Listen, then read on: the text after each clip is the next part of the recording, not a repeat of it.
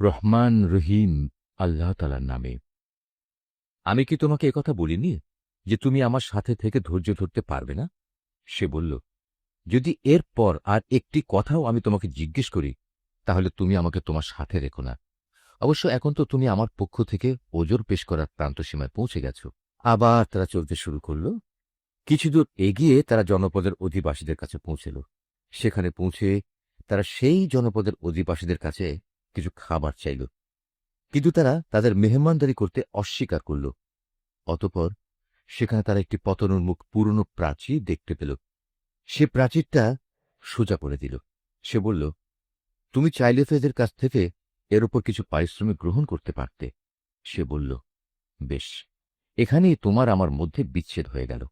কিন্তু তার আগে যেসব কথার ব্যাপারে তুমি আমার সাথে ধৈর্য ধরে থাকতে পারোনি, তার ব্যাখ্যা আমি তোমাকে বলে দিতে চাই।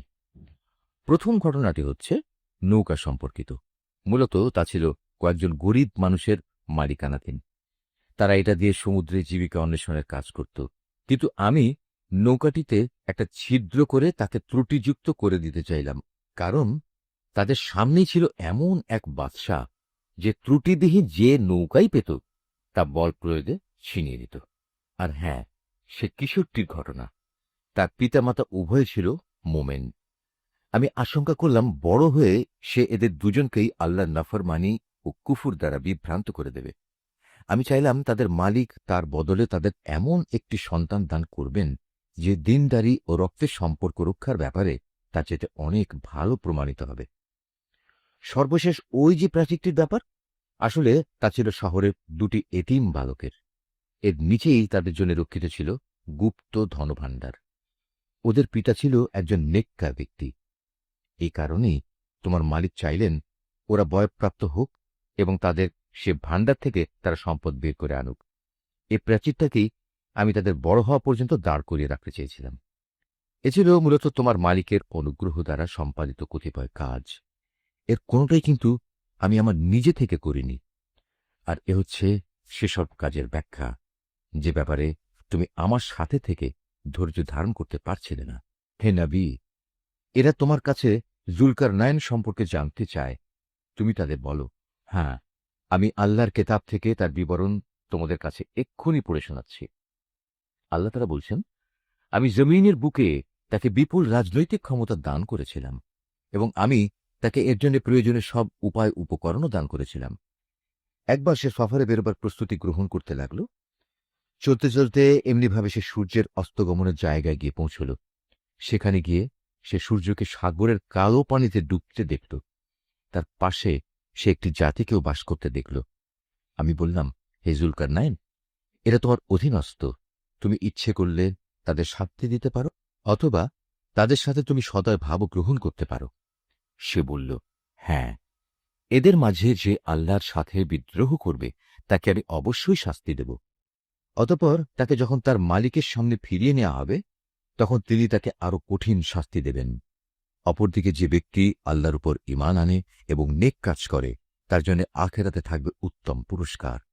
আর আমিও তার সাথে আমার কাজকর্ম সম্পাদনের সময় একান্ত বিনম্র ব্যবহার করব। অতঃপর সে আর এক অভিযানে পথে বেরোল।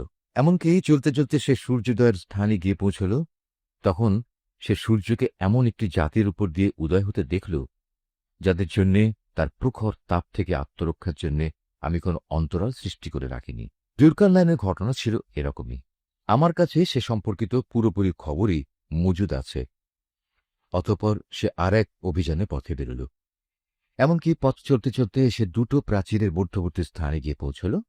দুই পর্বতের মধ্যবর্তী স্থানে পৌঁছে সে এমন এক সম্প্রদায়ের লোকদের পেল যারা জুলকারনাইনের কোনো কথাই তেমন বুঝতে পারছিল বলে মনে হল না। তারা অতি কষ্টে তাকে বলল, হে বাদশাহ জুলকারনাইন, অবশ্যই ইয়াজুজ মাজুজ নামক দুটো সম্প্রদায় এই জমিনে নানা রকম বিপর্যয় সৃষ্টিকারী। এমতাবস্থায় তাদের থেকে বাঁচার জন্যে আমরা কি তোমাকে এ শর্তে কোন রকম একটা কর দেব যে তুমি আমাদের এবং তাদের মাঝে একটি প্রাচীর বানিয়ে দেবে? সে বলল, কোনো কর নেওয়ার প্রয়োজন নেই, কেননা আমার মালিক আমাকে যা কিছু দিয়ে রেখেছেন তাই আমার জন্য ভালো। হ্যাঁ, শারীরিক শক্তি দ্বারা তোমরা আমাকে সাহায্য করতে পারো। আমি তোমাদের এবং তাদের মাঝে এক মজবুত প্রাচীর বানিয়ে দেব। তোমরা আমার কাছে এ কাজের জন্য লোহার পাতসমূহ নিয়ে এসো। অতঃপর সে অনুযায়ী তা আনা হলো এবং প্রাচীর তৈরির কাজও শুরু হলো। যখন মধ্যবর্তী ফাঁকা স্থানটি পূর্ণ হয়ে লৌহ স্তূপগুলো দুটো পর্বতে সমান হয়ে গেল, তখন সে তাদের লক্ষ্য করে বলল, তোমরা হাঁপড়ে দম দিতে থাকো। অতঃপর যখন তা আগুনের মতো উত্তপ্ত হল, তখন সে বলল, এখন তোমরা আমার কাছে কিছু গলানো তামা নিয়ে এসো, আমি তা এর ওপর ঢেলে দেব। সুতরাং এভাবেই এমন একটি মজবুত প্রাচীর তৈরি হয়ে গেল যে তারা তার উপর উঠতে সক্ষম হল না, না তারা তা ভেদ করে বাইরে আসতে পারল। জুলকারনাইন বলল, এই যা কিছু হয়েছে তা সবই আমার মালিকের অনুগ্রহে হয়েছে, কিন্তু যখন আমার মালিকের ওয়াদা মতো কিয়ামত আসবে, তখন তিনি তা চূর্ণ বিচূর্ণ করে একাকার করে দেবেন। আর আমার মালিকের ওয়াদা হচ্ছে সত্য ওয়াদা। কিয়ামতের আগে আমি তাদের দলে দলে ছেড়ে দেব। তারা সমুদ্রের ঢেউয়ের আকারে একদল আরেক দলের মধ্যে প্রবিষ্ট হবে। যখন সিংহায় ফুৎকার দেয়া হবে, তখন তাদের সবাইকে আমি হাসরের ময়দানে একত্রিত করব। সেদিন আমি জাহান্নামকে তার অবিশ্বাসীদের সামনে এনে হাজির করব, যাদের চোখের মধ্যে আমার স্মরণ থেকে আবরণ পড়েছিল, তারা হেদায়েতের কথাই শুনতে পেত না। কাফেররা কি একথা মনে করে নিয়েছে যে তারা আমার বদলে আমারই কতিপয় গোলামকে অভিভাবক বানিয়ে নেবে, আর আমি এ ব্যাপারে তাদের কোনো জিজ্ঞাসাবাদই করব না? আমি তো জাহান্নামকে কাফেরদের মেহমানদারির জন্য সাজিয়ে রেখেছি। হে নবী, এদের তুমি বলো, আমি কি তোমাদের এমন লোকদের কথা বলবো যারা আমলের দিক থেকে সম্পূর্ণ ক্ষতিগ্রস্ত হয়ে পড়েছে? এরা হচ্ছে সেসব লোক যাদের সমুদয় প্রচেষ্টা এই দুনিয়ায় বিনষ্ট হয়ে গেছে, অথচ তারা মনে মনে ভাবছে তারা বুঝি ভালো কাজই করে যাচ্ছে। এরাই হচ্ছে সেসব লোক যারা তাদের মালিকের আয়াতসমূহকে অস্বীকার করে এবং অস্বীকার করে তার সাথে ওদের সাক্ষাতের বিষয়টিও। এর ফলে ওদের সব কর্মই নিষ্ফল হয়ে যায়। তাই কিয়ামতের দিন আমি তাদের জন্য ওজনের কোনো মানদণ্ড স্থাপন করব না। এটাই জাহান্নাম, এটাই হলো তাদের যথার্থ পাওনা। কেননা তারা স্বয়ং স্রষ্টাকেই অস্বীকার করেছে, উপরন্তু তারা আমার আয়াতসমূহ ও তার বাহক রসুলদের বিদ্রূপের বিষয় হিসেবে গ্রহণ করেছে। অপরদিকে যারা আল্লাহ তাআলার উপর ঈমান এনেছে এবং সে অনুযায়ী নেক আমল করেছে, তাদের মেহমানদারির জন্য জান্নাতুল ফেরদাউস সাজানো রয়েছে। সেখানে তারা চিরদিন থাকবে। সেদিন তারা সেখান থেকে অন্য কোথাও যেতে চাইবে না। হে নবী, তুমি এদের বলো, আমার মালিকের প্রশংসার কথাগুলো লিপিবদ্ধ করার জন্য যদি সমুদ্র কালি হয়ে যায়, তাহলে আমার মালিকের জ্ঞানের কথা লেখা শেষ হওয়ার আগেই সমুদ্র শুকিয়ে যাবে। এমনকি যদি আমি তার মতো আরো সমুদ্রকে লেখার কালি করে সাহায্য করার জন্য নিয়ে আসি, তবু। হে নবী, তুমি এদের বলো, আমি তো তোমাদের মতোই একজন রক্ত মাংসের মানুষ, তবে আমার উপর ওহী নাজিল হয়, আর সে ওহীর মূল কথা হচ্ছে তোমাদের মাবুদ হচ্ছেন একজন। অতএব তোমাদের মাঝে যদি কেউ তার মালিকের সাক্ষাৎ কামনা করে, সে যেন হামেশা নেক আমল করে, সে যেন কখনো তার মালিকের ইবাদতে অন্য কাউকে শরীক না করে। সূরা মারইয়াম। রহমান রহিম আল্লাহ তাআলার নামে। কাফ হা ইয়া আইন সদ। হে নবী, এ হচ্ছে তোমার মালিকের অনুগ্রহের কথাগুলো স্মরণ করা, যা তিনি তার এক অনুগত বান্দা জাকারিয়ার উপর প্রেরণ করেছিলেন। যখন সে একান্ত নীরবে তার মালিককে ডাকছিল, সে বলেছিল, হে আমার মালিক, আমার শরীরের হাড় দুর্বল হয়ে পড়েছে এবং আমার মাথা শুভ্র জল হয়ে গেছে, তুমি আমার দোয়া কবুল করো। হে আমার মালিক, আমি তো কখনো তোমাকে ডেকে ব্যর্থ হইনি। আমার মৃত্যুর পর আমি আমার পেছনে করে থাকা আমার ভাই বন্ধুদের দিনের ব্যাপারে আশঙ্কা করছি। অপরদিকে আমার স্ত্রী হচ্ছে বন্ধ্যা, সন্তান ধারণে সে সক্ষম নয়। তাই তুমি একান্ত তোমার কাছ থেকে আমাকে একজন উত্তরাধিকারী দান করো, যে আমার উত্তরাধিকারিত্ব করবে ইয়াকুবের বংশের। হে আমার মালিক, তুমি তাকে একজন সন্তোষভাজন ব্যক্তি বানাও। আল্লাহ তাআলা বললেন, হে জাকারিয়া, আমি তোমাকে একটি ছেলে হওয়ার সুখবর দিচ্ছি। তার নাম হবে ইয়াহিয়া। এর আগে এ নামে আমি কোনো মানুষের নামকরণ করিনি। সে বলল, হে আমার মালিক, আমার ছেলে হবে কিভাবে? আমার স্ত্রী তো বন্ধ্যা এবং আমি নিজেও এখন বার্ধক্যের শেষ সীমানায় এসে উপনীত হয়েছি। আল্লাহ তাআলা বললেন, হ্যাঁ, এটা এভাবেই হবে। তোমার মালিক বলছেন, এটা আমার জন্য নিতান্ত সহজ কাজ। আমি তো এর আগেও তোমাকেও সৃষ্টি করেছিলাম, যখন তুমি কিছুই ছিলে না। সে বলল, হে আমার মালিক, আমাকে এজন্যে কিছু একটা নিদর্শন বলে দাও। তিনি বললেন, হ্যাঁ, তোমার নিদর্শন হচ্ছে সুস্থ থেকেও তুমি ক্রমাগত 3 রাত মানুষদের সাথে কোন রকম কথাবার্তা বলবে না। অতঃপর সে কামরা থেকে বেরিয়ে তার জাতির লোকদের কাছে এলো এবং ইশারা ইঙ্গিতে তাদের বুঝিয়ে দিল, তারা যেন সকাল সন্ধ্যা আল্লাহ তাআলার পবিত্রতা ও মহিমা ঘোষণা করে। এরপর একসময় ইয়াহিয়ার জন্ম হলো। সে যখন বড় হলো, তখন আমি তাকে বললাম, হে ইয়াহিয়া, আমার কেতাবকে তুমি শক্ত করে ধারণ করো। আসলে আমি তাকে ছেলেবেলায় বিচার বুদ্ধি দান করেছিলাম।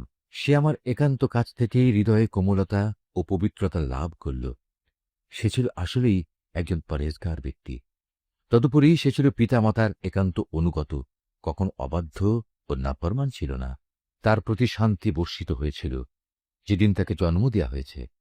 শান্তি বর্ষিত হবে সেদিন যেদিন সে মৃত্যুবরণ করবে এবং যেদিন পুনরায় সে জীবিত হয়ে পুনরুত্থিত হবে।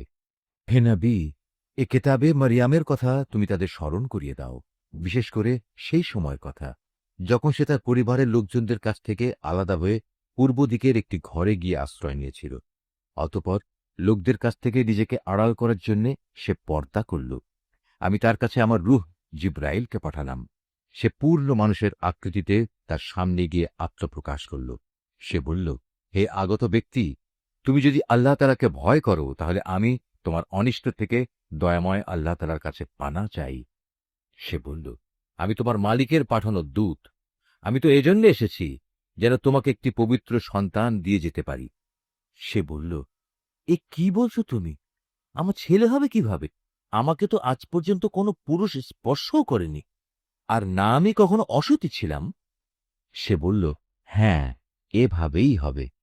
তোমার মালিক বলছেন, তা আমার জন্য খুবই সহজ কাজ, এবং আমি তাকে মানুষদের জন্য কুদরতের একটি নিদর্শন ও আমার কাছ থেকে অনুগ্রহ তুল্য একটি মানুষ বানাতে চাই।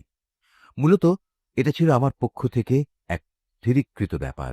অতঃপর সে তাকে গর্ভে ধারণ করল এবং তাকে সহ দূরে কোনো এক জায়গায় চলে গেল। তারপর প্রসব বেদনা তাকে আশ্রয়ের জন্য এক খেজুর গাছের নিচে নিয়ে এলো।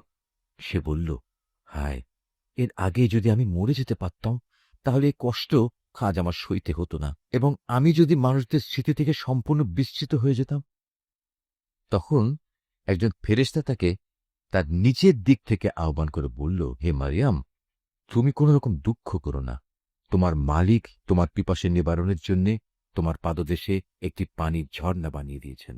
তুমি এ খেজুর গাছের কাণ্ড তোমার দিকে নাড়া দাও, দেখবে তা তোমার উপর পাকা ও তাজা খেজুর ফেলছে। অতঃপর মজা করে এ গাছের খেজুর খাও এবং এ ঝর্ণার পানীয় পান করো, এবং সন্তানের দিকে তাকিয়ে তোমার চোখ জুড়াও।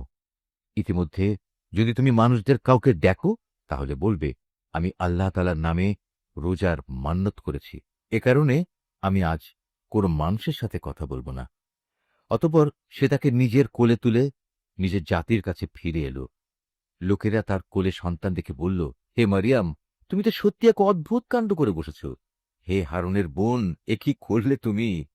তোমার পিতা তো কোনো অসৎ ব্যক্তি ছিল না, তোমার মাতাও তো চারিত্রিক দিক থেকে কোনো খারাপ মহিলা ছিল না। সে সবাইকে তার কোলে শিশুটির দিকে ইশারা করে বলল, তোমাদের যদি কিছু জিজ্ঞেস করার থাকে তাহলে একেই জিজ্ঞেস করো। তারা বলল, আমরা তার সাথে কিভাবে কথা বলবো, যে এখনো দোলনার শিশু? এ কথা শুনেই সে শিশু বলে উঠল, হ্যাঁ, আমি হচ্ছি আল্লাহ তাআলার বান্দা। তিনি আমাকে কিতাব দিয়েছেন এবং আমাকে তিনি নবী বানিয়েছেন। যেখানেই আমি থাকি না কেন, তিনি আমাকে তার অনুগ্রহ ভাজন করবেন। তিনি আমাকে নির্দেশ দিয়েছেন, যতদিন আমি বেঁচে থাকি ততদিন যেন আমি নামাজ প্রতিষ্ঠা করি এবং যাকাত প্রদান করি। আমি যেন মায়ের প্রতি অনুগত থাকি। আল্লাহর শুকর, তিনি আমাকে নাফরমান করে পয়দা করেননি। আমার ওপর ছিল আল্লাহ তাআলার পক্ষ থেকে বিশেষ শান্তি যেদিন আমি জন্মগ্রহণ করেছি। শান্তি থাকবে সেদিন যেদিন আমি আবার মৃত্যুবরণ করব, এবং মৃত্যুর পরে যেদিন জীবিত অবস্থায় পুনরুত্থিত হব। এ হচ্ছে মারিয়াম পুত্র ঈসা, এবং এ হচ্ছে তার আসল ঘটনা। জানিয়ে তারা অযথাই সন্দেহ করে। তারা বলে, সে আল্লাহ তাআলার সন্তান, কিন্তু সন্তান গ্রহণ করা আল্লাহ তাআলার কাজ নয়। তিনি এ থেকে অনেক পবিত্র। তিনি যখন কোনো কিছু করতে চান, তখন শুধু বলেন হও, এবং সাথে সাথেই তা হয়ে যায়। অবশ্যই আল্লাহ তাআলা আমার মালিক এবং তোমাদেরও মালিক, অতএব তোমরা সবাই তাঁরই গোলামি করো, আর এটাই হচ্ছে সহজ ও সরল পথ। এরপর তাদের দলগুলো নিজেদের মাঝে মারিয়াম পুত্রকে নিয়ে নানা মতানৈক্য সৃষ্টি করল। অতঃপর যারা আল্লাহ তাআলার ঘোষণা অস্বীকার করল, তাদের জন্য রয়েছে এক কঠিন কিয়ামতের দিনের দুর্ভোগ। যেদিন এরা আমার সামনে এসে হাজির হবে, সেদিন তারা ভালো করেই শুনবে এবং ভালো করেই দেখতে পাবে। কিন্তু আজ এই জালেমরা না শোনা ও না দেখার ভান করে সুস্পষ্ট গুমরাহিতে নিমজ্জিত হয়ে আছে। হে নবী, সেই আক্ষেপের দিনটি সম্পর্কে তুমি এদের সাবধান করে দাও, যেদিন জান্নাত জাহান্নামের ব্যাপারে চূড়ান্ত সিদ্ধান্ত হয়ে যাবে। এখন তো এরা এ ব্যাপারে গাফিলতে ডুবে রয়েছে, তাই ওরা আল্লাহর উপর ঈমান আনছে না। নিশ্চয়ই পৃথিবীর মালিক হব আমি, এবং তার উপর যা কিছু রয়েছে সে সবেরও, আর তাদের সবাইকে আমার কাছেই ফিরে আসতে হবে। হে নবী, কেতাবে তুমি ইব্রাহিমের ঘটনাকে স্মরণ করো। অবশ্যই সে ছিল এক সত্যবাদী নবী। বিশেষ করে সে সময়ের কথা যখন সে তার পিতাকে বলল, হে আমার পিতা, তুমি কেন এমন একটা জিনিসের পুজো করো যা দেখতে পায় না, কিছু শুনতে পায় না, যা তোমার কোনো কাজেও আসবে না? হে আমার পিতা, আমার কাছে আল্লাহ তাআলা সৃষ্টির রহস্য সম্পর্কে যে জ্ঞান এসেছে তা তোমার কাছে আসেনি। অতএব তুমি আমার কথা শোনো, আমি তোমাকে সঠিক পথ দেখাব। হে আমার পিতা, সে জ্ঞানের মৌলিক কথা হচ্ছে তুমি শয়তানের গোলামি করো না, কেননা শয়তান হচ্ছে পরম দয়ালু আল্লাহ তাআলার নাফরমান। হে আমার পিতা, আমার ভয় হচ্ছে নাফরমান শয়তানের গোলামি করলে পরম দয়ালু আল্লাহ তাআলার কোনো আযাব এসে তোমাকে স্পর্শ করবে, আর এর ফলে জাহান্নামে তুমি শয়তানেরই সাথী হয়ে যাবে। সে বলল, হে ইব্রাহিম, তুমি কি আসলেই আমার দেবদেবীগুলো থেকে বিমুখ হয়ে যাচ্ছ? তবে শোনো, এখনও যদি তুমি এসব থেকে ফিরে না আসো, তাহলে অবশ্যই আমি তোমাকে পাথর মেরে হত্যা করব। আর যদি বেঁচে থাকতে চাও, তাহলে তুমি চিরতরে আমার কাছ থেকে আলাদা হয়ে যাও। সে বলল, আচ্ছা, তোমার প্রতি আমার সালাম, আমি তোমার কাছ থেকে আলাদা হয়ে যাচ্ছি, কিন্তু এ সত্ত্বেও আমি আমার মালিকের কাছে তোমার জন্য মাগফিরাত কামনা করতে থাকব। অবশ্যই আল্লাহ তাআলা আমার প্রতি অতিশয় মেহেরবান। আমি তোমাদের কাছ থেকে আলাদা হয়ে যাচ্ছি এবং আল্লাহ তাআলাকে বাদ দিয়ে তোমরা যাদের ডাকো তাদের সবার কাছ থেকেও আলাদা হয়ে যাচ্ছি। আমি তো আমার মালিককেই ডাকতে থাকব। আশা করি আমার মালিককে ডেকে আমি কখনো ব্যর্থকাম হব না। অতঃপর যখন সে সত্যিই তাদের কাছ থেকে পৃথক হয়ে গেল এবং পৃথক হয়ে গেল তাদের থেকে যাদের ওরা আল্লাহ তাআলার বদলে ডাকত, তখন আমি তাকে ইসহাক ও ইসহাক পুত্র ইয়াকুব দান করলাম। এদের সবাইকেই আমি নবী বানিয়েছি। আমি তাদের ওপর আমার আরও বহু অনুগ্রহ দান করেছি এবং মানুষদের মাঝে আমি তাদের সুউচ্চ সম্মানও দান করেছি। হে নবী, তুমি এ কিতাবে মূসার ঘটনা স্মরণ করো। অবশ্যই সে ছিল একনিষ্ঠ বান্দা, সে ছিল রসূল, নবী। আমার কথা শোনার জন্যে আমি তাকে তুর পাহাড়ের ডান দিক থেকে ডাক দিলাম এবং তাকে আমি গোপন তথ্য সমৃদ্ধ কথা বলার জন্যে আমার নিকটবর্তী করলাম। আমি আমার নিজ অনুগ্রহে তার ভাই হারুনকে নবী বানিয়ে তাকে তার সাহায্যকারী হিসেবে দান করলাম। এই আয়াতটি যিনি তেলাওয়াত করবেন এবং যিনি এই আয়াতটির তেলাওয়াত শুনবেন, তাদের সবাইকে এখানে একটি সাজদা আদায় করতে হবে। এটা ওয়াজিব। হে নবী, এ কেতাবে তুমি ইসমাইলের কথাও স্মরণ করো। নিশ্চয়ই সে ছিল যথার্থ প্রতিশ্রুতি পালনকারী, আর সে ছিল রসূল, নবী। সে তার আপনজনদের নামাজ প্রতিষ্ঠা করা ও জাকাত আদায় করার আদেশ দিত। উপরন্তু সে ছিল তার মালিকের একান্ত পছন্দনীয় ব্যক্তি। হে নবী, তুমি এই কিতাবে ইদ্রিসের কথাও স্মরণ করো। সেও ছিল একজন সত্যবাদী নবী। আমি তাকে উচ্চ মর্যাদায় সমাসীন করেছিলাম। এরা হচ্ছে সেসব নবী যাদের উপর আল্লাহ তাআলা অনুগ্রহ করেছেন।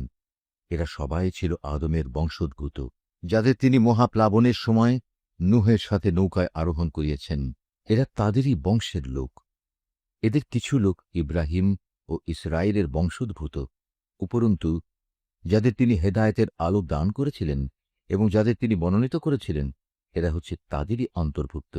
এদের অবস্থা ছিল এই, যখনই এদের সামনে পরম করুণাময় আল্লাহ তাআলার আয়াতসমূহ তেলাওয়াত করা হতো, তখন এরা আল্লাহ তাআলাকে সাজদা করার জন্যে ক্রন্দনরত অবস্থায় জমিনে লুটিয়ে পড়ত। তাদের পর তাদের অপদার্থ বংশধররা এল, তারা নামাজ বরবাদ করে দিল এবং নানা পাশবিক লালসার অনুসরণ করল। অতএব অচিরেই তারা তাদের এ গুমরাহির পরিণাম ফলের সাক্ষাৎ পাবে। কিন্তু যারা তওবা করেছে, ঈমান এনেছে এবং নেক কাজ করেছে, তাদের কথা আলাদা। তারা তো জান্নাতে প্রবেশ করবে। সেদিন তাদের উপর কোন রকম জুলুম করা হবে না। স্থায়ী জান্নাত এমন এক অদৃশ্য বস্তু যার ওয়াদা আল্লাহ তাআলা তার বান্দাদের কাছে দিয়ে রেখেছেন। অবশ্যই তার ওয়াদা পূরণ হয়েই থাকবে। সেখানে তারা কোনো অর্থহীন কথা শুনতে পাবে না। চারিদিকে থাকবে শুধু শান্তি আর শান্তি। সেখানে সকাল সন্ধ্যা তাদের জন্য নিত্য নতুন রিজেকের ব্যবস্থা থাকবে। এ হচ্ছে জান্নাত। আমার বান্দাদের মাঝে যারা পরেজগার, আমি শুধু তাদেরই এর অধিকারী বানাবো। ফেরেশতারা বলল, হে নবী, আমরা কখনো তোমার মালিকের আদেশ ছাড়া জমিনে অবতরণ করি না। আমাদের সামনে পেছনে যা কিছু আছে এর মধ্যবর্তী স্থানে, তা সবই তো তাঁর জন্যে। মূলত তোমার মালিক কখনো কাউকে ভুলে থাকেন না। তিনি আসমানসমূহ ও জমিনের মালিক, এবং তিনি মালিক এদের উভয়ের মাঝে যা কিছু আছে তারও। অতএব তোমরা একমাত্র তাঁরই গোলামি করো, তার গোলামির ওপরই কায়েম থাকো। তুমি তার সমগুণ সম্পন্ন এমন কোন নাম কি জানো যে তুমি তার গোলামি করবে? কিছু সংখ্যক মূর্খ মানুষ বলে, একবার আমার মৃত্যু হলে আমি কি জীবিত অবস্থায় মাটির ভেতর থেকে পুনরুত্থিত হব? এ নির্বোধ মানুষটি কি একবারে চিন্তা করে না, এর আগে তো আমি তাকে সৃষ্টি করেছি, অথচ সে তখন কিছুই ছিল না? অতএব তোমার মালিকের শপথ, আমি অবশ্যই এদের একত্রিত করব শয়তানদেরও। অতঃপর এদের সবাইকে হাঁটু গাড়া অবস্থায় জাহান্নামের চারপাশে এনে জড়ো করব। তারপর আমি অবশ্যই এদের প্রত্যেক দলের মধ্যে থেকে দয়াময় আল্লাহ তাআলার প্রতি যারা সবচেয়ে বেশি বিদ্রোহী ছিল তাদের খুঁজে খুঁজে বের করে আনব। ওদের মধ্যে যারা জাহান্নামে নিক্ষিপ্ত হওয়ার অধিকতর যোগ্য, আমি তাদের সবার চেয়ে বেশি জানি। জাহান্নামে তোমাদের মধ্যে এমন একজন ব্যক্তিও হবে না যাকে এর উপর দিয়ে পার হতে হবে না। এটা হচ্ছে তোমার মালিকের অমোঘ সিদ্ধান্ত। এ পার হওয়ার সময় আমি শুধু ওসব মানুষদেরই মুক্তি দেব যারা দুনিয়ার জীবনে আল্লাহ তাআলাকে ভয় করেছে। অবশিষ্ট জালেমদের আমি নতজানু অবস্থায় সেখানে রেখে দেব। তাদের সামনে যখন আমার সুস্পষ্ট আয়াতসমূহ তেলাওয়াত করা হয়েছে, তখন তারা ঈমানের বদলে কুফরি করেছে। তারা ঈমানদারদের লক্ষ্য করে বলে, বলতো, আমাদের উভয় দলের মাঝে কোন দলটি মর্যাদায় শ্রেষ্ঠতর ও কোন দলের মাহফিল বেশি শানদার? অথচ ওদের পূর্বে কত শানদার মাহফিলের অধিকারী মানব গোষ্ঠীকে আমি নির্মূল করে দিয়েছি, যারা আজকের এ কাফেরদের চাইতে সহায় সম্পদ ও প্রাচুর্যের বাহাদুরিতে ছিল অনেক শ্রেষ্ঠ। হে নবী, এদের বলো, যে ব্যক্তি গুমরাহিতে নিমজ্জিত থাকে তাকে দয়াময় আল্লাহ তাআলা অনেক ঢিল দিতে থাকেন, যতক্ষণ না তারা সে বিষয়টি স্বচক্ষে প্রত্যক্ষ করবে। যে বিষয়ে তাদের সতর্ক করা হচ্ছে, হয় তা হবে আল্লাহ তাআলার শাস্তি, নতুবা হবে কিয়ামত। তেমন সময় উপস্থিত হলে তারা অচিরেই একথা জানতে পারবে কোন ব্যক্তিটি মর্যাদায় নিকৃষ্ট ছিল এবং কার জনশক্তি ছিল দুর্বল। এর বিপরীত যারা হেদায়েতের পথে চলে, আল্লাহ তাআলা দিন দিন তাদের হেদায়েতের পরিমাণ বাড়িয়ে দেন। হে নবী, তোমার মালিকের কাছে তো স্থায়ী জিনিস হিসেবে মানুষের নেক আমলই হচ্ছে সর্বোৎকৃষ্ট পুরস্কার পাওয়ার দিক থেকে যেমনটা ভালো, প্রতিদান হিসেবেও তা তেমনি উত্তম। তুমি সে ব্যক্তির অবস্থা লক্ষ্য করেছ কি, যে আমার আয়াতসমূহকে প্রত্যাখ্যান করে এবং ঔদ্ধত্যের সাথে বলে বেড়ায়, কিয়ামতের দিন আমাকে অবশ্যই আমার মাল ও সন্তান ফেরত দেয়া হবে? সে কি অদৃশ্য জগতের কোনো খবর পেয়েছে? না দয়াময় আল্লাহ তাআলার কাছ থেকে এ ব্যাপারে সে কোনো প্রতিশ্রুতি আদায় করে নিয়েছে? না, এর কোনোটাই নয়। যা কিছু সে বলে আমি তার প্রতিটি কথাই লিখে রাখব, এবং সে হিসেবেই কিয়ামতের দিন আমি তার শাস্তি বাড়াতে থাকব। সে যা কিছু আজ বলছে আমিই হব তার অধিকারী, আর সে একান্ত একা ও নিঃসঙ্গ অবস্থায় আমার কাছে ফিরে আসবে। এরা আল্লাহ তাআলাকে বাদ দিয়ে অন্যদের মাবুদ বানায়, যেন এরা তাদের জন্য সাহায্যকারী হতে পারে। কিন্তু না, কিয়ামতের দিন বরং এরা তাদের ইবাদতের কথা সম্পূর্ণত অস্বীকার করবে। এরা তখন তাদের বিপক্ষ হয়ে যাবে। হে নবী, তুমি কি এই বিষয়টির প্রতি লক্ষ্য করনি আমি কিভাবে কাফেরদের ওপর শয়তানদের ছেড়ে দিয়ে রেখেছে? তারা আল্লাহ তাআলার বিরুদ্ধে তাদের ক্রমাগত উৎসাহ দান করছে। অতএব তুমি এদের আযাবের ব্যাপারে কোন রকম তাড়াহুড়ো করো না। আমি তো এদের চূড়ান্ত ধ্বংসের দিনটি গণনা করে যাচ্ছি। সেদিন আমি পরেশগার বান্দাদের সম্মানিত মেহমান হিসেবে দয়াময় আল্লাহ তালার কাছে একত্রিত করব, আর নাফরমানদের জাহান্নামের দিকে তৃষ্ণার্ত উটের ন্যায় তাড়িয়ে নিয়ে যাব। সেদিন কোনো মানুষই আল্লাহ তালার দরবারে সুপারিশ পেশ করার ক্ষমতা রাখবে না।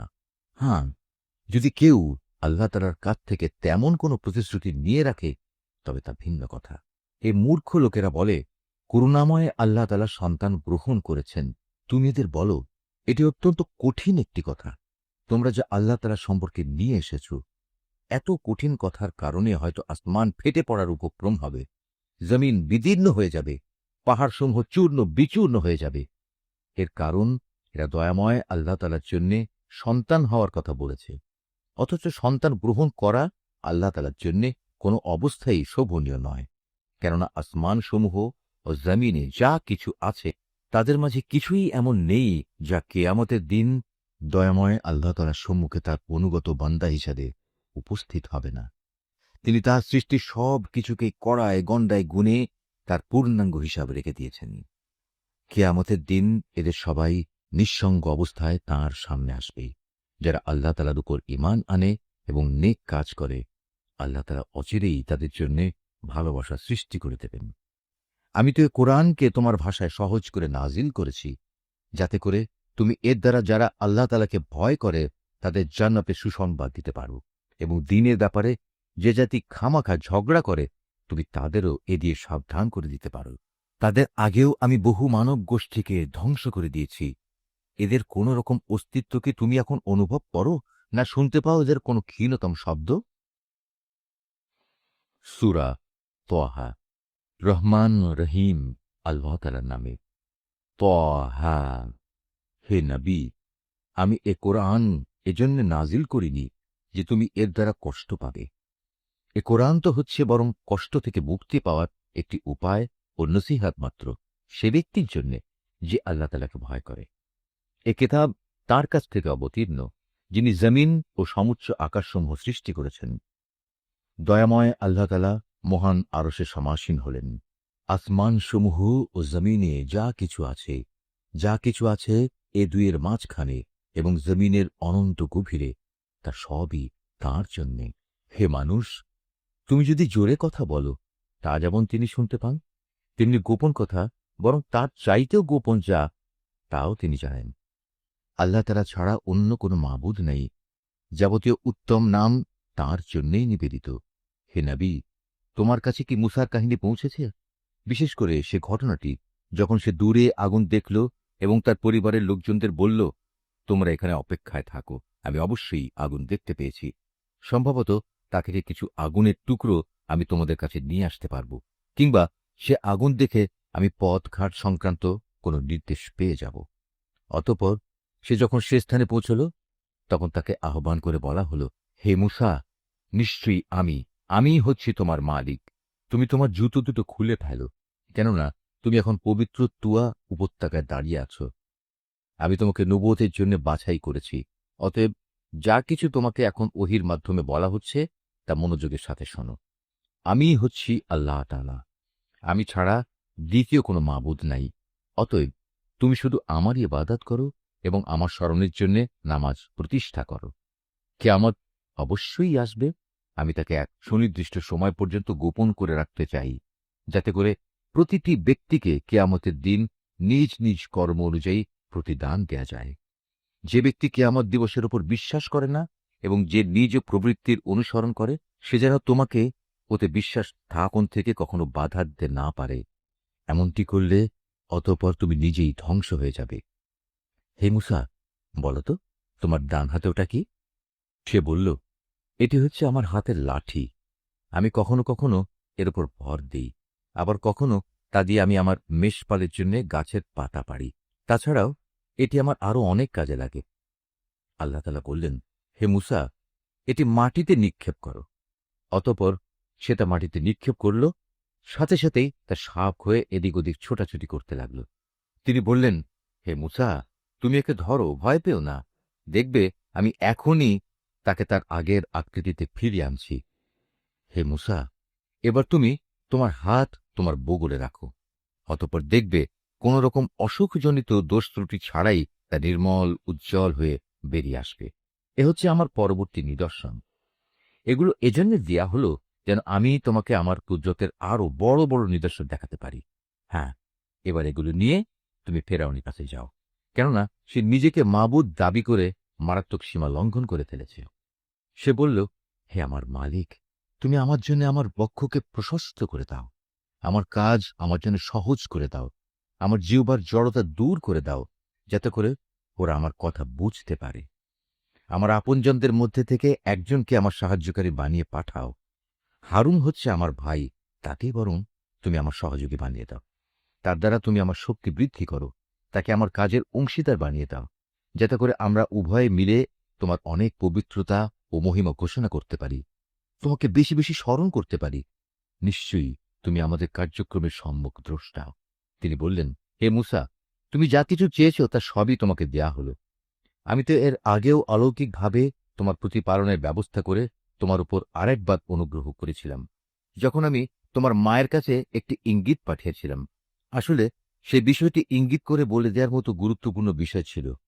সে ইঙ্গিত ছিল, তুমি তাকে ফেরাউনের লোকদের কাছ থেকে বাঁচানোর জন্য জন্মের পর একটি সিন্দুকের ভেতরে রেখে দাও, অতঃপর তাকে সিন্দুক সহ নদীতে ভাসিয়ে দাও, যেন নদী তাকে ভাসাতে ভাসাতে তীরে ঠেলে দেয়। আমি জানি একটু পরেই তাকে উঠিয়ে নেবে এমন এক ব্যক্তি যে আমার দুশমন এবং তারও দুশমন। হে মূসা, আমি আমার কাছ থেকে ফেরাউন ও অন্য মানুষদের মনে তোমার জন্য ভালোবাসা সৃষ্টি করে দিয়েছিলাম, যেন তুমি আমার চোখের সামনেই বড় হতে পারো।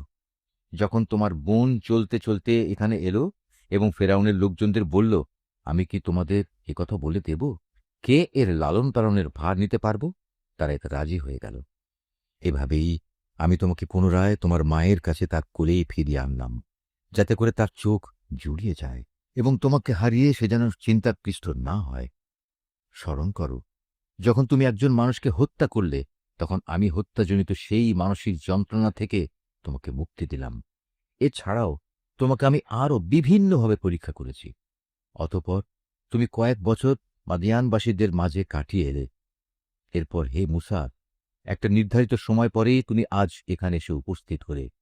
আমি এই দীর্ঘ পরীক্ষা দ্বারা তোমাকে আমার নিজের কাজের জন্য প্রস্তুত করে নিয়েছি। আমার নিদর্শনসমূহ নিয়ে তুমি ও তোমার ভাই এবার ফেরাউনের কাছে যাও, তবে কখনো আমার জিকির থেকে শৈথিল্য প্রদর্শন করো না। তোমরা দুজনে অবিলম্বে ফেরাউনের কাছে চলে যাও, কেননা সে মারাত্মকভাবে সীমা লঙ্ঘন করেছে।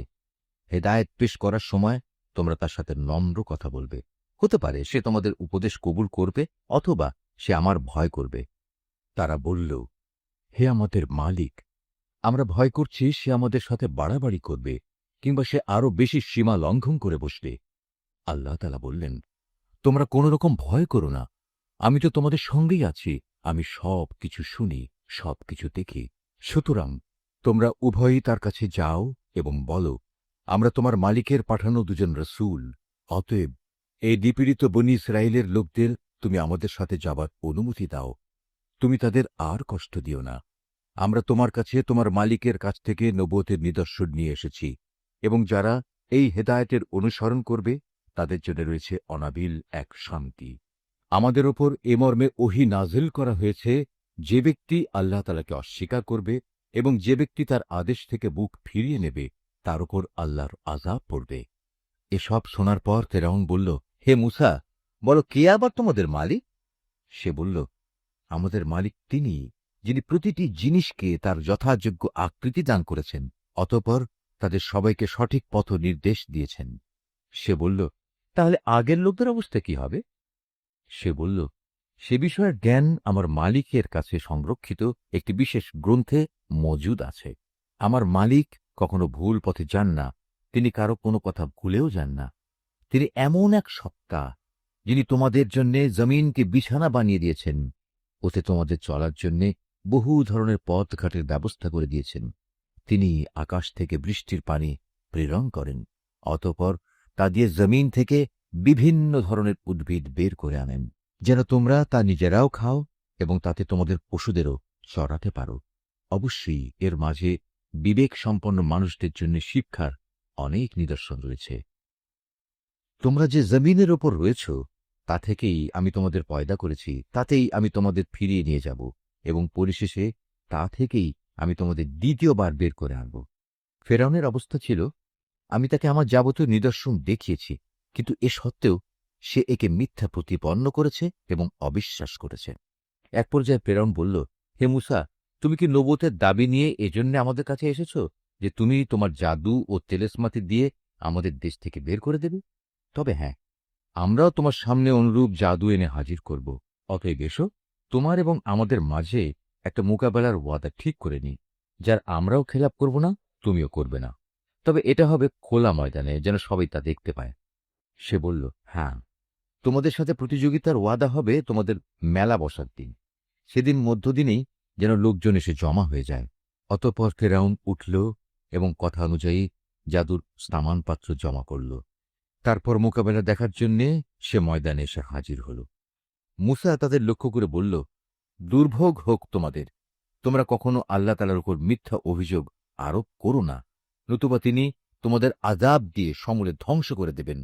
আর যে ব্যক্তি মিথ্যা বানায় সেই মূলত ব্যর্থ হয়ে যায়। মূসার কথা শুনে তারা নিজেদের পরিকল্পনার ব্যাপারে একে অন্যের সাথে মতবিরোধ করল, কিন্তু তারা গোপন সলা পরামর্শ গোপনই রাখল। ফেরাউনের লোকজন বলল, অবশ্যই এ দুজন মানুষ হচ্ছে জাদুকর। তারা জাদুর খেলা দিয়ে তোমাদের দেশ থেকে তোমাদের বের করে দিতে এবং তোমাদের এ উৎকৃষ্ট জীবন ব্যবস্থার অস্তিত্ব খতম করে দিতে চায়। অতএব হে জাদুকররা, তোমরা তোমাদের সব জাদু একত্রিত করো, তারপর সারিবদ্ধ হয়ে জাদু দেখানোর জন্য উপস্থিত হয়ে যাও। আজ যে এ মোকাবেলায় জয়ী হবে সেই হবে সকল কাম। তারা বলল, হে মূসা, বল, আগে তুমি তোমার লাঠি নিক্ষেপ করবে না আমরা আমাদের জাদু নিক্ষেপ করব? সে বলল, তোমরাই বরং আগে নিক্ষেপ করো। জাদুর প্রভাবে তার কাছে মনে হল তাদের জাদুর রশি ও লাঠিগুলো বুঝি এদিক সেদিক ছোটাছুটি করছে। এতে মূসা তার অন্তরে কিছুটা ভয় ও শঙ্কা অনুভব করল। আমি বললাম, হে মূসা, তুমি ভয় পেও না, শেষ তক তুমিই বিজয়ী হবে। হে মূসা, তোমার ডান হাতে যে লাঠি আছে তা ময়দানে নিক্ষেপ করো। দেখবে এ যাবৎ যা খেলা ওরা বানিয়েছে, এটা সেগুলোকে গ্রাস করে ফেলব। মূলত ওরা যা কিছুই করেছে তা তো ছিল নেহায়েত জাদুকরের কৌশল, আর জাদুকর কখনো কামিয়াব হয় না যে রাস্তা দিয়ে সে আসুক না কেন। মূসার লাঠি বিশাল অজগর হয়ে জাদুকরদের সাপগুলো গিলে ফেলল। এটা দেখে অতঃপর জাদুকররা সবাই শ্রদ্ধাবনত হয়ে গেল এবং তারা বলল, আমরা হারুন ও মূসার মালিকের উপর ঈমান আনলাম। সে ফিরআউন বলল, আমি তোমাদের এ ধরনের কোনো অনুমতি দেওয়ার আগেই তোমরা তার উপর ঈমান আনলে। আমি দেখতে পাচ্ছি সেই হচ্ছে আসলে তোমাদের প্রধান গুরু, যে তোমাদের জাদু শিক্ষা দিয়েছে। দেখো এবার আমি কি করি। আমি তোমাদের হাত পা উল্টো দিক থেকে কেটে ফেলব। তদুপরি আমি তোমাদের খেজুর গাছের কাণ্ডে শুল বিদ্ধ করব। তোমরা অচিরেই জানতে পারবে আমাদের উভয়ের মধ্যে কার শাস্তি কত কঠোরতর ও অধিক স্থায়ী। তারা বলল, আমাদের কাছে যে স্পষ্ট নিদর্শন এসেছে এবং যিনি আমাদের এ দুনিয়ায় পয়দা করেছেন তার উপর আমরা কখনোই তোমাকে প্রাধান্য দেব না। সুতরাং তুমি যা করতে চাও তাই করো। তুমি বড়জোর এ পার্থিব জীবন সম্পর্কেই কোনো সিদ্ধান্ত গ্রহণ করতে পারবে। আমরা তো আমাদের মালিকের উপর ঈমান এনেছি, যাতে করে তিনি আমাদের গুনাহসমূহ, বিশেষ করে তুমি যে আমাদের জাদু করতে বাধ্য করেছ, তা যেন মাফ করে দেন। আমরা বুঝতে পেরেছি আল্লাহ তাআলাই হচ্ছেন শ্রেষ্ঠ, তিনিই হচ্ছেন অধিকতর স্থায়ী। যে ব্যক্তি কোনো অপরাধে অপরাধী হয়ে তার মালিকের দরবারে হাজির হবে তার জন্য থাকবে জাহান্নাম। আর জাহান্নাম এমন এক জায়গা যেখানে মানুষ মরতে চাইলেও মরবে না, আবার বাঁচার মতো করে বাঁচবেও না। অপরদিকে যে ব্যক্তিই তার কাছে মোমেন হয়ে কোনো নেক কাজ নিয়ে হাজির হবে তারাই হচ্ছে সেসব লোক যাদের জন্য রয়েছে সমুচ্চ মর্যাদা, এমন এক স্থায়ী জান্নাত যার পাদদেশ দিয়ে ঝর্ণাধারা প্রবাহিত হবে। সেখানে তারা থাকবে চিরকাল।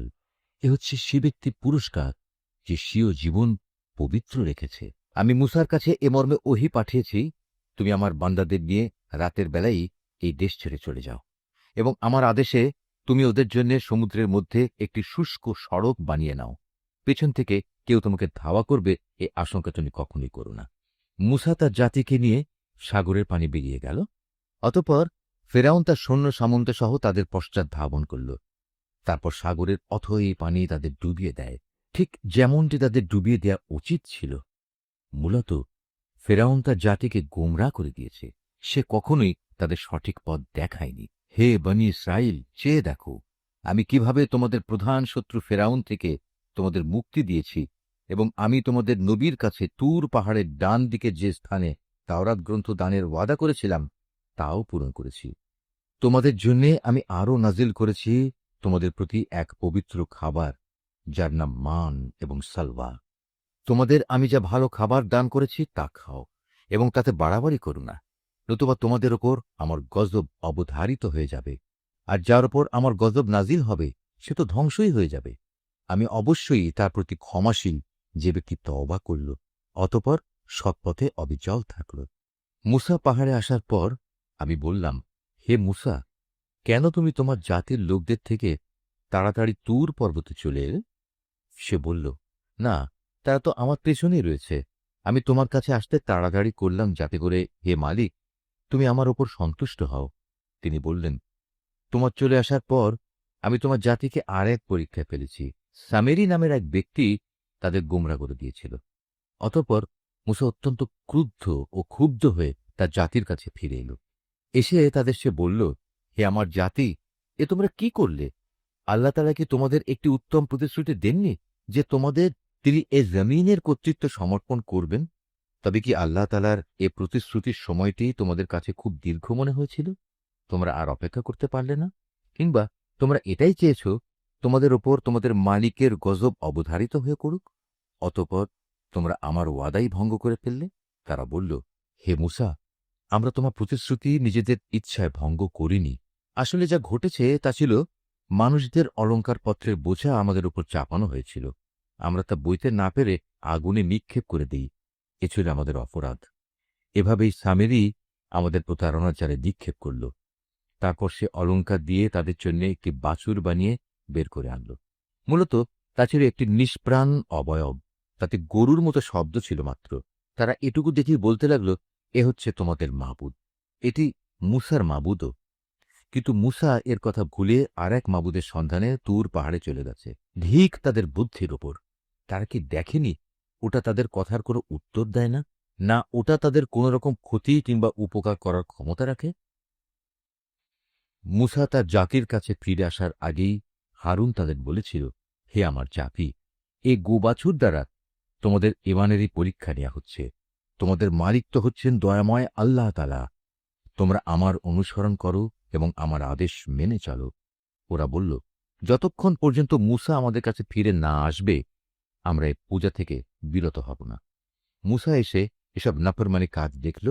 সে বলল, হে হারুন, তুমি যখন দেখলে ওরা গুমরা হয়ে গেছে, তখন তোমাকে কোন জিনিস বিরত রেখেছিল যে তুমি আমার কথার অনুসরণ করলে না? তুমি কি আমার আদেশ তাহলে অমান্যই করলে? সে বলল, হে আমার মায়ের ছেলে, তুমি আমার দাড়ি ও মাথার চুল ধরো না। আমি এমনই একটি আশঙ্কা করেছিলাম। তুমি ফিরে এসে হয়তো বলবে, তুমি বনী ইসরায়েলদের মাঝে বিভেদ সৃষ্টি করেছ এবং তুমি আমার কথা পালনের যত্ন নাওনি। মুসা সামেরিকে জিজ্ঞেস করল, এবার বলো তোমার ব্যাপারটা কি হয়েছিল? সে বলল, আসলে আমি যা দেখেছিলাম তা ওরা দেখেনি। ঘটনাটা ছিল, আমি আল্লাহর বাণীবাহকের পদচিহ্ন থেকে এক মুঠো মাটি নিয়ে নিলাম, অতঃপর তা ওতে নিক্ষেপ করলাম। আমার মন কেন জানি এভাবেই আমাকে ব্যাপারটা বুঝিয়ে দিয়েছিল। সে বলল, চলে যাও আমার সম্মুখ থেকে। তোমার জীবদ্দশায় তোমার জন্য এ সত্যি নির্ধারিত হল। তুমি বলতে থাকবে, আমাকে কেউ স্পর্শ করো না। এছাড়া তোমার জন্য আরও আছে পরকালের আযাবের ওয়াদা, যা কখনো তোমার কাছ থেকে সরে যাবে না। তাকিয়ে দেখো তোমার বানানো মাবুদের প্রতি, যার পূজায় তুমি এতদিন রত ছিলে। আমি ওকে অবশ্যই জ্বালিয়ে দেব, অতঃপর তার ছাই বিক্ষিপ্ত করে সমুদ্রে নিক্ষেপ করব। হে মানুষ, তোমাদের মাবুদ তো কেবল আল্লাহ তাআলাই, যিনি ব্যতীত দ্বিতীয় কোনো মাবুদ নেই। তিনি তার জ্ঞান দিয়ে সব কিছু পরিবেষ্টন করে আছেন।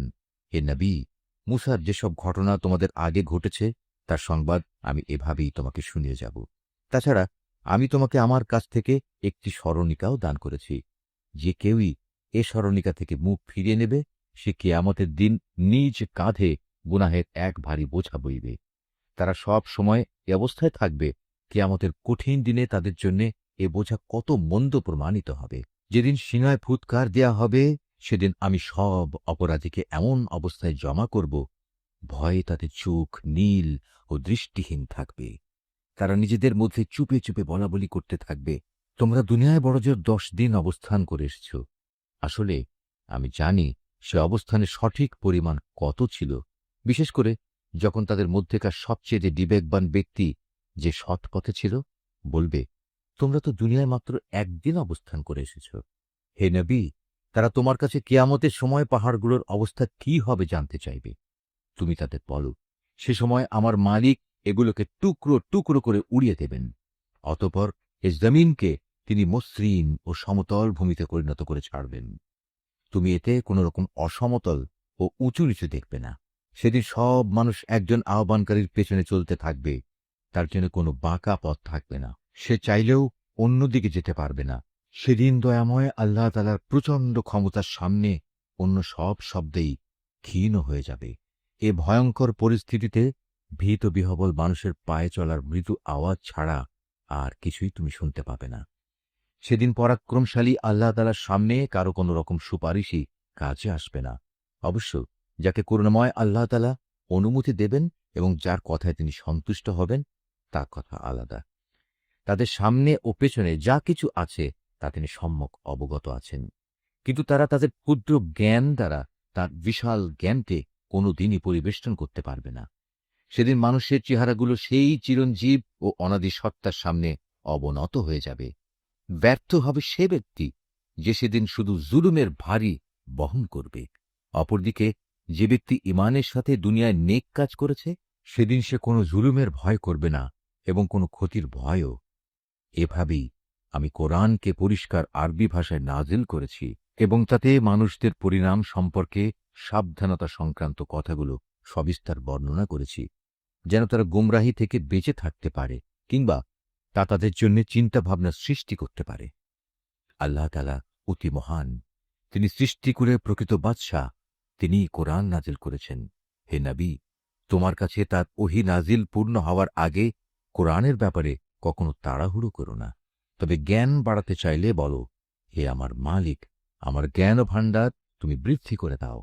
আমি এর আগে আদম সন্তানের প্রতি নির্দেশ দান করেছিলাম, কিন্তু সে এসব কথা ভুলে গেছে।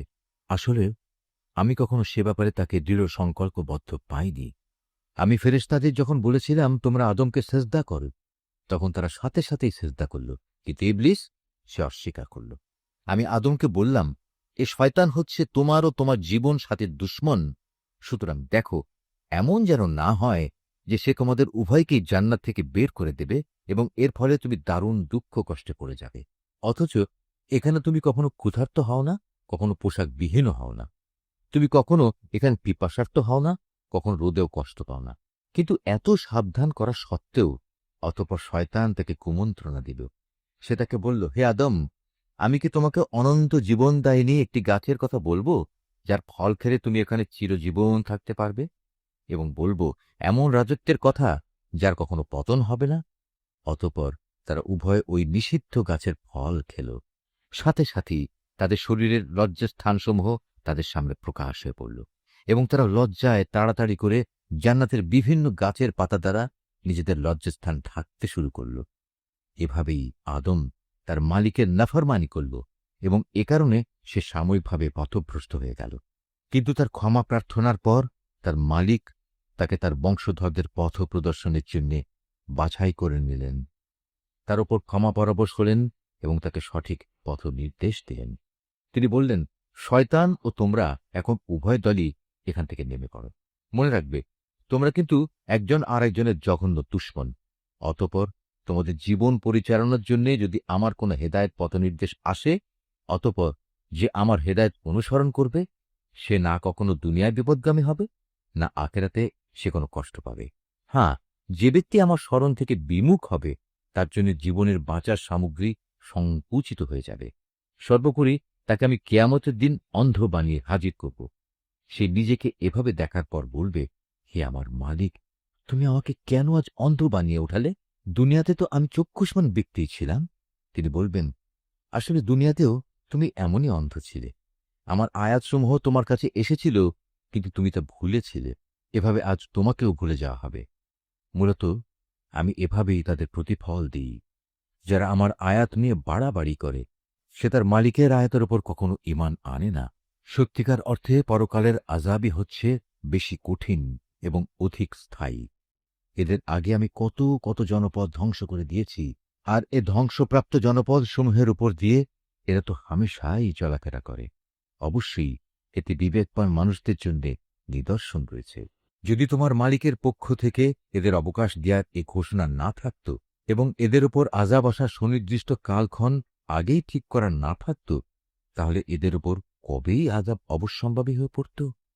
অতএব হে নবী, এরা যা কিছুই বলে তুমি তার উপর ধৈর্য ধারণ করো। তুমি বরং তোমার মালিকের প্রশংসা, পবিত্রতা ও মহিমা ঘোষণা করো, সূর্যোদয়ের আগে ও তা অস্ত যাওয়ার আগে। রাতের বেলায় ও দিনের দুই প্রান্তেও তুমি আল্লাহর পবিত্রতা ঘোষণা করো। তাহলে কেয়ামতের দিন তুমি সন্তুষ্ট হতে পারবে। হে নবী, পার্থিব জীবনের সৌন্দর্য স্বরূপ ভোগ বিলাসের সেসব উপকরণ আমি তাদের অনেককে এগিয়ে রেখেছি। তার দিকে তুমি কখনো তোমার দু চোখ তুলে তাকাবে না। আসলে আমি এ সব কিছু এ কারণেই দিয়েছি যেন আমি তাদের পরীক্ষা করতে পারি। মূলত তোমার মালিকের রেজেকি হচ্ছে উৎকৃষ্ট ও অধিক স্থায়ী। হে নবী, তোমার পরিবার পরিজনকে নামাজের আদেশ দাও এবং নিজেও তার উপর অবিচল থেকো। আমি তো তোমার কাছে কোন রকম রেজেক জীবন উপকরণ চাই না। রেজেক তো তোমাকে আমিই দান করি।